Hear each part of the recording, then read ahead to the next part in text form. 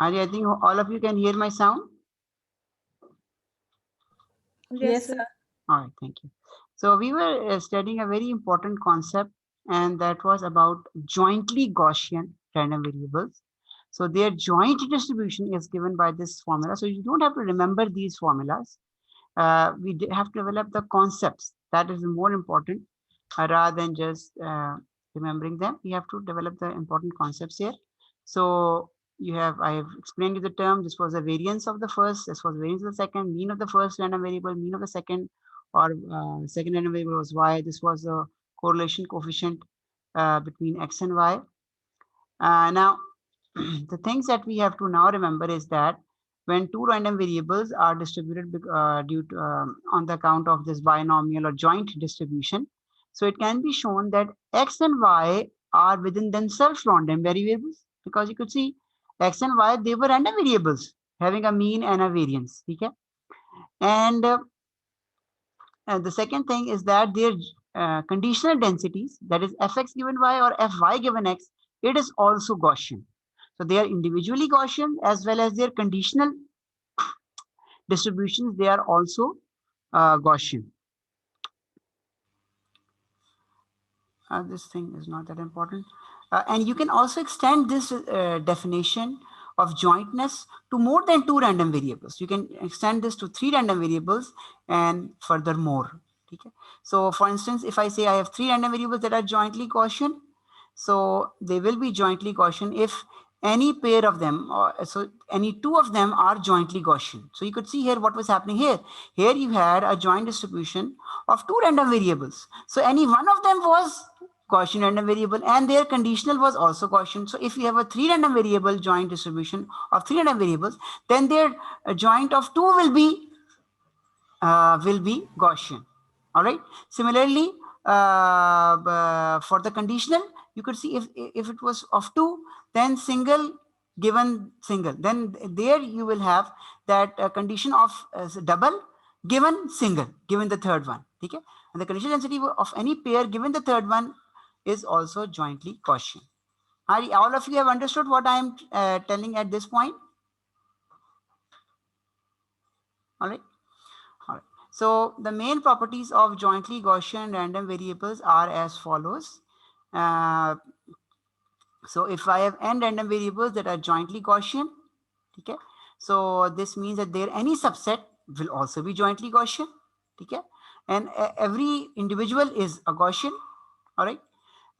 Secondly, they are characterized by their means and as well as their covariance.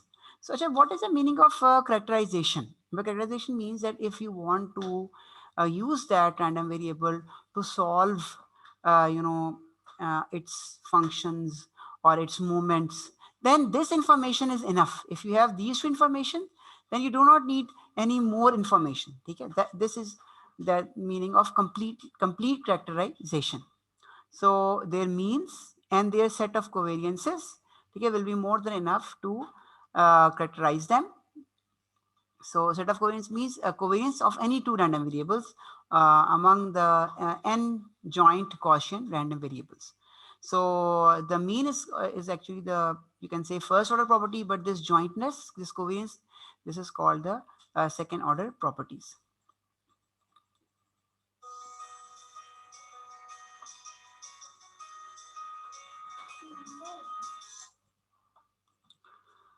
Acha. So also you can say that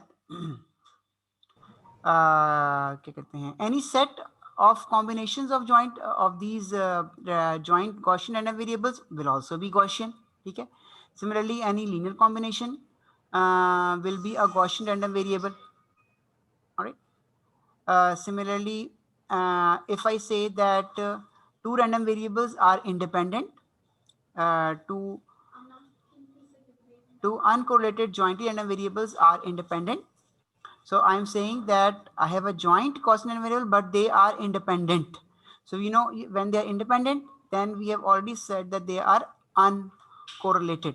But here we are saying that if they are uncorrelated, then they are also independent. So for jointly Gaussian random variables or for random variables this thing is true, that it is two-way function. If it's independent, then it is uncorrelated, and even if it is uncorrelated, then it is also independent. But it is not true for other random variables. Achha, last thing before we end probability is sums of random variables. So let us say if I have a sequence of random variables, as we just discussed, we have sequence of random variables. For example, we saw that binomial was actually number of ones in a n sequence of the Bernoulli trials. So let's say we just have a sequence of Bernoulli or any other random variables x1 to xn, and if I take its mean of the sequence, so you could see that it will be less random as compared to each of the individual numbers. And this fact is actually giving us the very famous two theorems, the law of large number and the central limit theorem. The law of large number actually says, let us say if I have a sequence of random variables x1 xn, as we just saw for Bernoulli and binomial, and they are uncorrelated, they have the same mean and they have the same variance, some finite variance. Then what I can say, then if I find its mean, y is the mean of these random variables. So the difference of the mean with the actual mean, okay, the probability of that difference being greater than some number will actually tend towards zero as I take more and more samples into my mean. This says that the mean that you are calculating your mean, let us say only 10 numbers or 40 or 50 or let us say 1000 or 50,000 numbers from your sequence. But if I extend it to infinity, the mean that I will get from my formula will be actually converging to the actual mean of my sequence. Okay? So this also makes logical sense. And the second is the famous central limit theorem. Okay?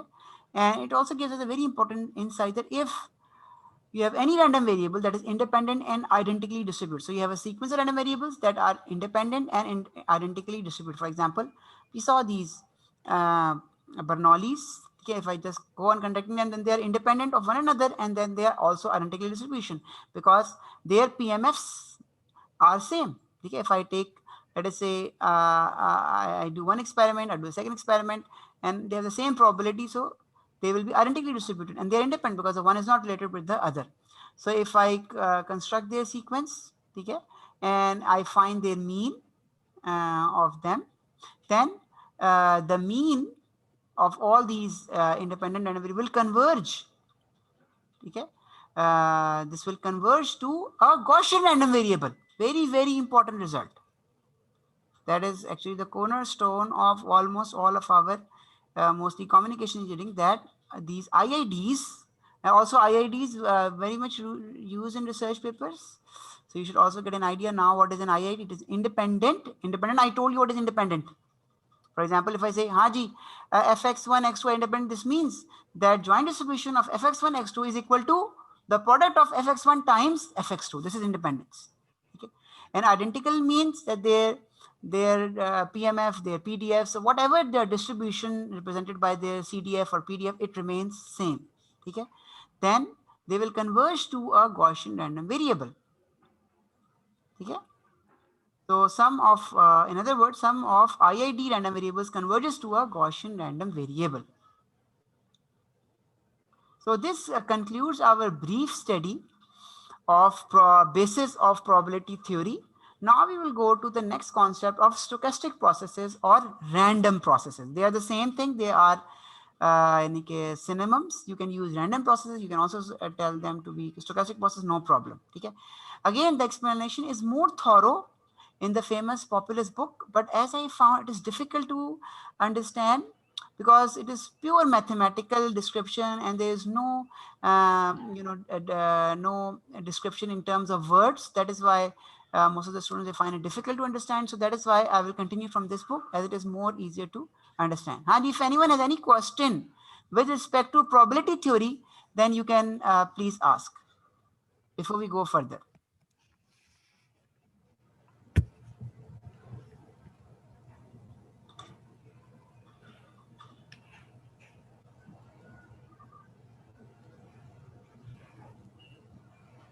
All right, so no one has any question. I will continue with the famous random or stochastic processes basic concepts. Now, what is a random process? Random process is actually extension of a random variable. Okay? But it has an additional dependency, and that dependency is time. You know what is signals? Ari, signal system you all have studied in your previous graduate undergrad classes.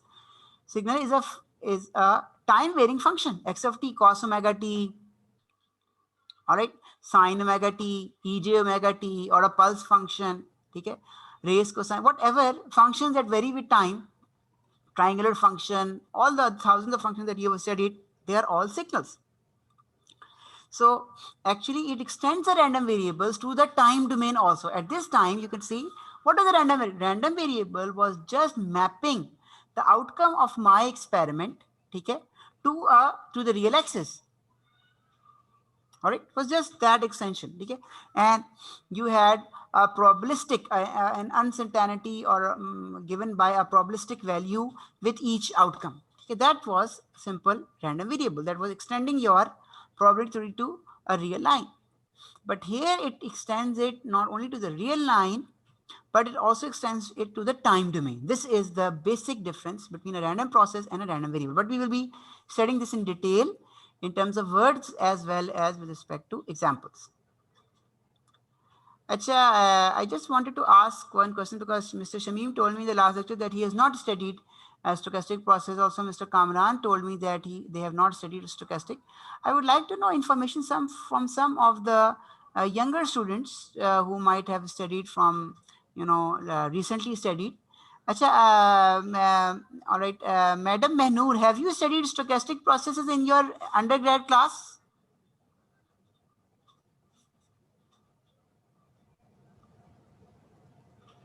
Stochastic processes?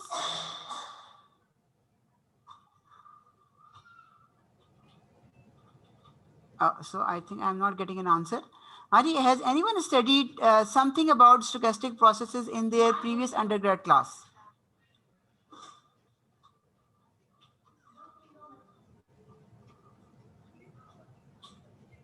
No problem, you don't worry because two students have already given me feedbacks. I will be going in detail, but just to have a feeling of what I am dealing with, has any student studied something about these stochastic processes? No, sir. Who is this student? Rimsha. Rimsha. Acha, all right, Rimsha. You have not studied. All right. All right. Thank you. So let us go back to the lecture. So I think no one has said it. We have to go study in detail now. Now, please see what happens in communication. In communication, basically we have time varying signals. So, I am speaking and you can see my signals, they are time varying.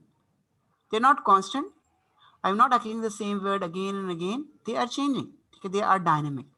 And so your videos and audios, they are mostly dynamic. So your communication systems, the most of the signals, you can see they are time varying signals. Okay.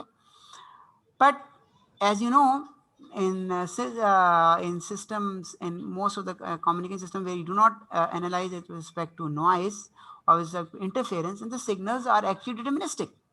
All right. So let us say my signal is cos omega t or uh, or any other function. Okay, mostly for AM and FM signals. So we mostly assume that the signals are deterministic. So we have not inserted the uncertainty about time. Let us say I'm saying something, okay, and so it can be mapped to some, let us say, some type of formula, some type of signal. So this becomes a deterministic signal. But we actually know that this assumption is not true. This is not a valid assumption.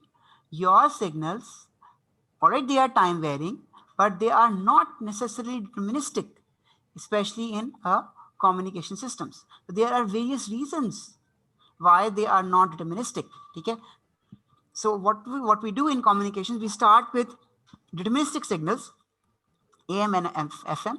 Then we tell them about randomness, probability, and then we start studying signals which are deterministic with plus a noise which is random. Then at the second level, they start studying about the channels which are random. All right. And then at the third level, they start studying that the source of information, for example, what I am saying, it is also uncertain or random. Okay, these are the steps in which you study a modern communication course. So, for example, what is the thing that makes deterministic functions random or not deterministic, not given by some determined function? So one thing is the famous thermal noise, the noise in the electron. Remember that communication signals are of very small amplitude. They are not like power signals, 500 volts or let us say 500 kVA, 700. They're not very large signals or 220 volts. They are very small millivolts signals or less than them. Okay, so the noise is also a very important factor. And yeah, for example, the thermal noise, which is actually given by the random movement of, and you have studied in your electromagnetics that electrons, they have a random motion as a result of thermal agitation. So because of this random motion of electrons, current and voltage can also be described probabilistically or statistically. The another example is the reflection of the radio waves from the sky. All right, from the sky, from different layers of this ionosphere. So a lot of reflections happen, and these reflections are also changing. They are random. So the signal that is coming also becomes random. So there are also many other phenomena, especially in wireless communication. There is, but we won't be discussing them because this will be out of context for our course. But just as an insight, I was telling you various sources of randomness or random processes in communication. The most important thing nowadays is also information. The information that I am giving, it is also random, because if it was deterministic, you would already know that what I'm saying is given by a cosine function, it is given by a raised cosine function, or it is given by some pulse function. Then what is the need for communication? So the source is also random. So that is why random processes are very, very important for a person who wants to excel in communication. And let us we have to random or stochastic process need to be understood. So random process is actually a random signal, very, very well defined here. And you could define it as a set of possible realizations of signal waveforms. So you have a study, let us say cos of omega t, but cos of omega t is a deterministic function. What happens if I make something of the variables of this function? For example, omega is equal to 2 pi ft. So what happens if I make something f and t, which are the variables on which this cos depends, a random variable? Then this signal, which is still varying with the time, will become a random process. This is the main point that you need to understand in this lecture.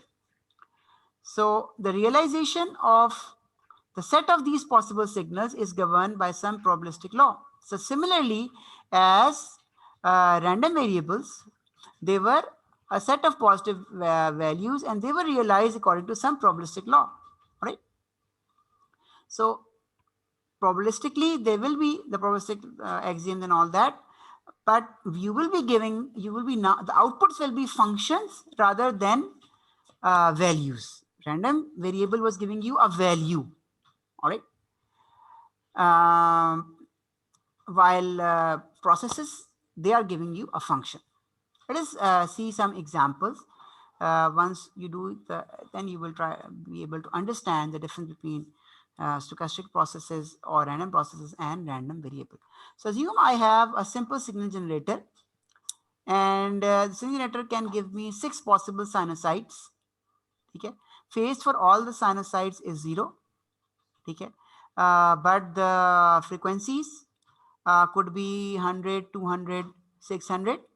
Okay, so I represent these frequencies by an f, where f is the outcome of the die. Die can give me 1 to 6.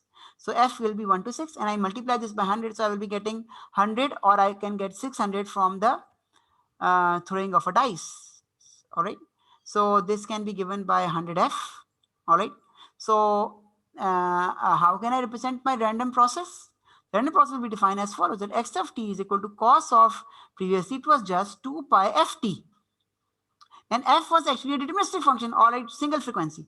But now f is a random variable, okay, taking 1 to 6 values from the output of the dice. So multiplying by 100f, so you could see that you will be getting 100f is now the new frequency. So if f is 6, you will get 600 hertz. All right, 2 pi ft. All right, so you will get 600. So the signal will be a time domain signal, but dependent on a random variable. So this is a random process. Haji, everyone has understood this thing?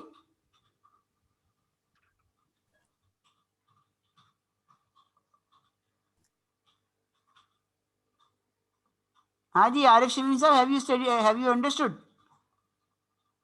random process now? Yes, sir. All right, let us see another example. Yes, sir. Very good. Now let us see another example here. Now I say, all right, I have a random variable, or let us say this is O or whatever this thing. It is a uniform random variable between 0 and 2 pi. Between 0. Now remember what is a uniform random variable. Again, I will go back so that everyone is along and we can translate our concepts from a random variable to the famous stochastic processes. So we have studied this uniform random variable somewhere here. Yes, it was like this. So a random variable that was existing between A and B will have a straight line, because all the values of x between A and B will have a uniform probability. That is why it is called a uniform random variable, and its PDF or its PMF, where is PDF, is a straight line. From A to B, it is a straight line. All right, it's a uniform random variable. All the values of the random variable have uniform probability, which we all know is 1 over B minus A. All right. With this concept, I say that I have a uniform random variable given by this theta or whatever this sign is.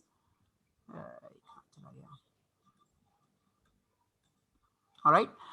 I have this thing. It is a uniform random variable between 0 to 2 pi. So between 0 to 2 pi, it is a straight line. Okay. And what will be the value of this straight line? It is a straight line, but what will be the value of the straight line? Haji. Arishim sir, can you tell me what will be the value of this straight line? It is a uniform random variable. So its PDF will be a straight line. 2 pi. It will be what will be the value? 2 pi. Will it be 2 pi? Because its value straight line. I am asking you the value of the PDF. What is the value of its probability distribution function? You are telling me 2 pi, but it is partially correct and partially not correct. What is your roll number? अच्छा एक second, ये शिमी साहब आपका roll number क्या था? Sorry sir, मेरा आरिफ 18. अच्छा वो मैं कह रहा था सीआर साहब से, मैंने ये भी गुजारिश करनी थी कि मुझे लिस्ट भी दे दीजिएगा स्टूडेंट्स की, कि जो स्टूडेंट्स हमारे मतलब के हैं ना, उनकी ईमेल साथ, उनके रोल नंबर्स, उनके साथ उनकी ईमेल्स, ताकि हम एक दफ़ा उनको ऐड ही कर दें. अच्छा, yes, some student was giving another answer. हाँ जी, who is the student? I am Mohammad Arshad. Its value is, sir, 1 over 2 pi. हाँ, very good. Its value will be 1 Yes, over. sir. अच्छा, ये एक कौन था जिसने पहले कहा था? अर्शद साहब, आपका roll number? Mohammad Arshad sir. आपका रोल नंबर क्या? 04 सर. ओह, वैसे ठीक है. You are right. So he Shamim sir was partially, it is 2 pi, but it is 1 over 2 pi, because remember that 1 over 2 pi has to go with 2 pi so that you get 1. All right. So you integrate over this 1 over 2 pi for the full length of 0 to 2 pi, you will get 1. Okay, so you need 1 over 2 pi as its PDF. What was the name of the other student who was saying that this is a right answer? Haji. What was the other student? Sir, मैं थी 27. 27. All right. Thank you very much. Thank you for the answer. All right. So we have a random variable. Now what I do, I want to construct a random process. So what I do, I take a time domain function, a signal, And on the signal, what I do not change F0 and T. They are deterministic, but I add a random number. And this is the random number, which is the phase 0 to 2 pi. Now the phase is random. So now this xt becomes a random process or a stochastic process. Let us see some figures so that we get an idea. This is the beauty of this book, that it has given such figures. Other previous mathematics books, they were just math. There was no descriptive figure, which is must for making concepts with respect to engineers. So you can see this here, the phase is 0. It is a pure cosine, no problem. But here the phase is minus pi by 4. All right. So this wave will be shifted by, we'll have a delay. So this pulse, this peak will go to pi by 4, the delayed function. This is a delayed function. Similarly, this is advanced by 3 pi. So the peak has shifted 3 pi by 4 towards the left hand side. So these are some of the outputs of your random process. Each output is a function with time. So these are the sample functions of your random process. Another definition, let us say, he says that the random process is X. And X is a uniform random variable. And X is a uniform random variable. All right. So he says that xt is X and uniform random variable distributed between -1 and 1. All right. अच्छा ये कैसे पूछते हैं हाँ ये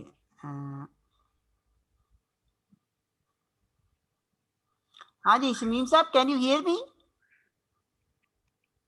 Shamiim Saab, Yes, sir. Acha. So you can see here you can see that you have a uniform random variable between -1 and 1. So what will be its PDF? What will be its PDF?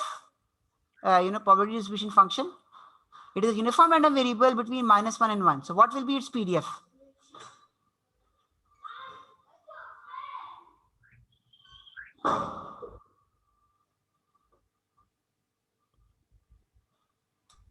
Acha, no problem. Acha, Hassan Gilani Saab, can you hear me? Hassan Gilani. Yes, sir. 1 by 2. Oh, yes. Oh. Sir, 10, roll number 10. Acha, roll number 10. Oh, very good, very good. 1 by 2. Acha. 1 by 2. Yes, you are right. Very good. Because remember what is happening here. All right, thank you. Because the limits now are from -1 to 1. So the interval will be 1 minus -1. This will be 2 interval, and the distribution and the power distribution will be 1 over b minus a, or 1 over 1 minus -1, or 1 over 2. Okay. The same definition of a uniform random variable. So it will be 1 over 2. Okay. So the outputs will be just the value of the number between -1 and 1. That will be the output. It will be a constant signal. And you can see here, figures are in 5.12. So output will be 0.3, it will be 0.6, it will be 0, it will be any number between -1 and 1. All right. So, and this function will be a constant function. It will be not changing with time, because the random process is defined as follows.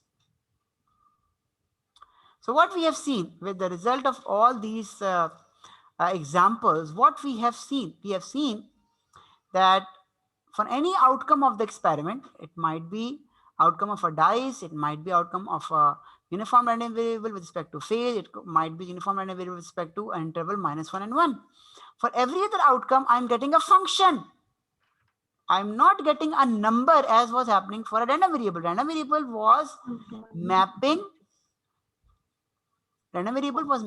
the output of an experiment to a real number, while a random process is mapping the outcome of an experiment to a signal.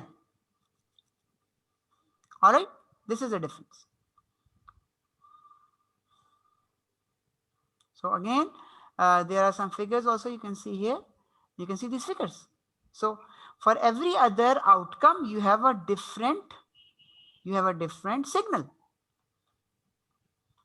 All right. So these are sample functions of a stochastic or a random process.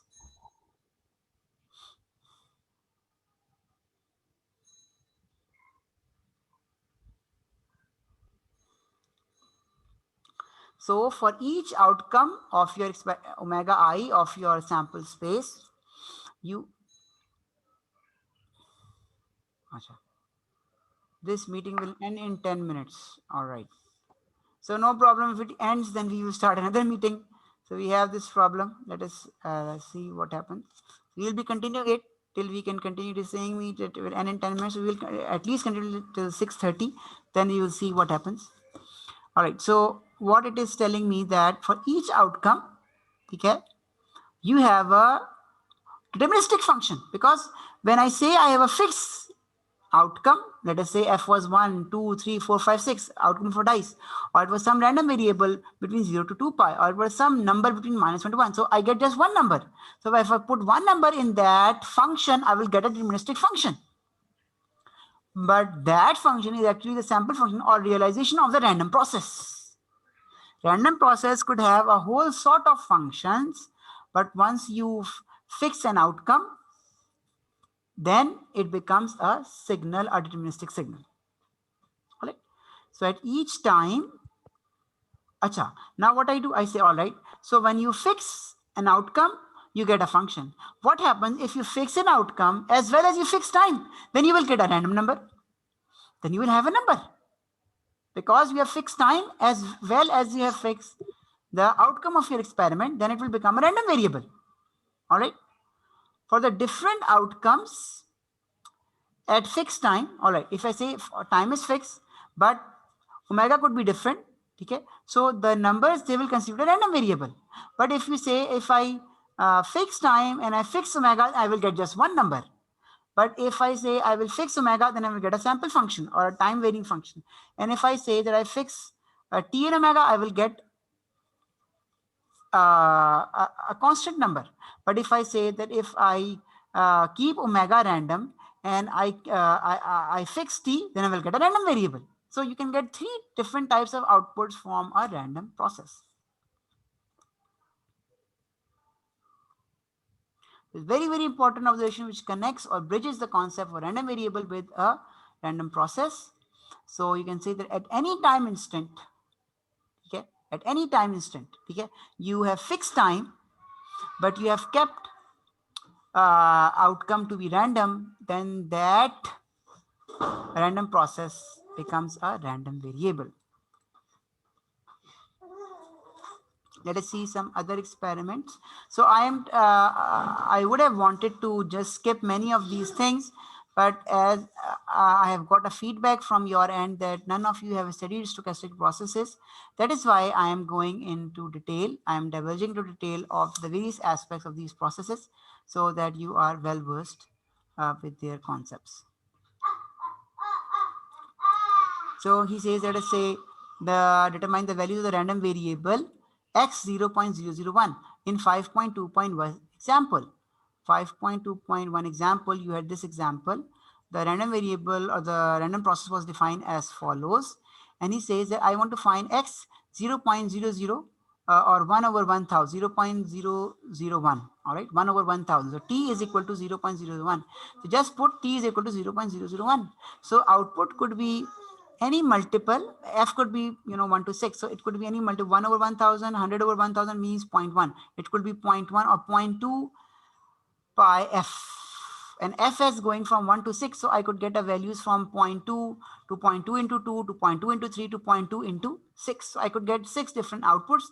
So that is why it now becomes a random variable, because I have fixed time but the outcomes are random, so it will become a random variable. You can see here, yes, so you will get these outcomes, 6 outcomes, so this becomes a random variable because time is fixed.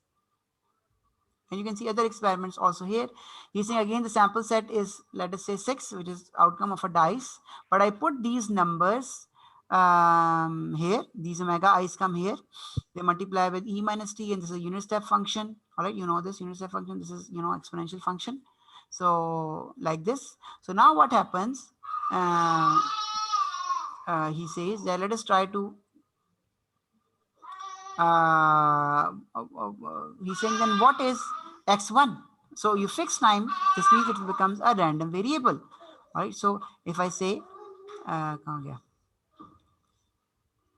my time is 1, so this will become e minus 1 u of minus t1. All right, so I have fixed my time, So you can see in the figure here that these are the unit steps are there, but the amplitudes they will change with respect to the outputs. So you could see here that yes, this was, so omega could be 1 2 3 4 5 6. So my output could be 1 2 3 4 5 6. Omegas could be 1 1 to 6. All right. E minus t and u minus 1 t. Okay. So this is a random process, and if I say x of 1, so if I say x of 1, so this means I could have a random variable where omega is going from 1 to 6 and e minus 1 u of minus t 1.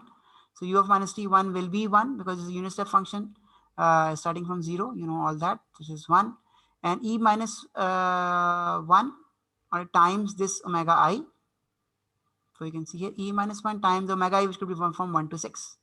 Okay? And each of them has a probability 1 over 6. So these are nothing but this is a random variable. And what is a sample functions? For sample functions, you have to keep time as a variable. Okay.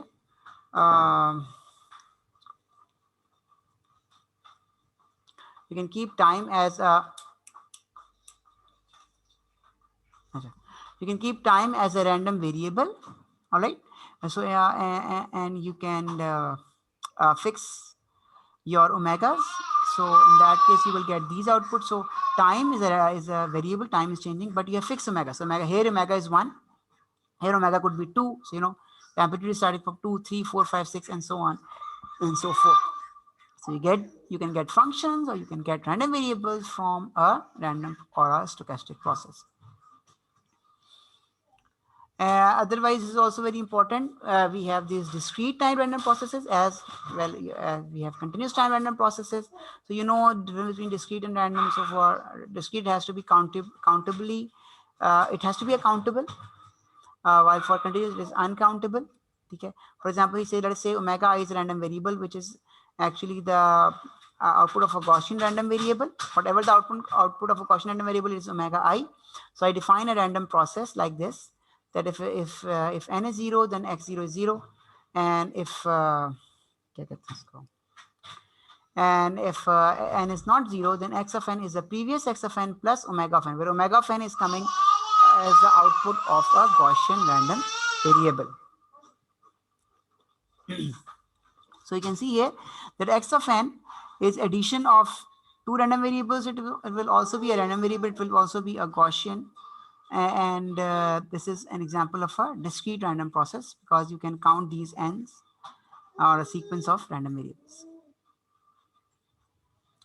Now let us go further here. So what are the averages? How can I define the averages of these random processes? So we have seen that at any given time, random process defines a random variable. Okay? So if I have any given set of times, so random process will define me a random vector, because for various times, fixed times, okay, I'm getting a random variable. And if let us say I've taken 10 times, I will get 10 random variables. So I can just put those 10 random variables in a vector. Okay? We will be seeing how can we define the various averages. And we also know, yes. So at any fixed time, random process becomes a random variable. And remember, the random variable will have a density function. For example, we made a random variable. For example, we said we had a dice. From that, we developed a cosine function. So cosine function became a random variable once I fixed time. But once I fixed time, I could have 6 outputs. 100f, 200f, 300f, cos of this. So I could have 6 outputs. But those outputs have a probability of 1 over 6. So their PMF is defined. So they have a density function. I could define their mean. I could define their variance. They are still a random variable. All right. Yes, and mean and variance are deterministic numbers. But yes, it depends on time. Okay, the mean and the variance, okay, it will depend on time because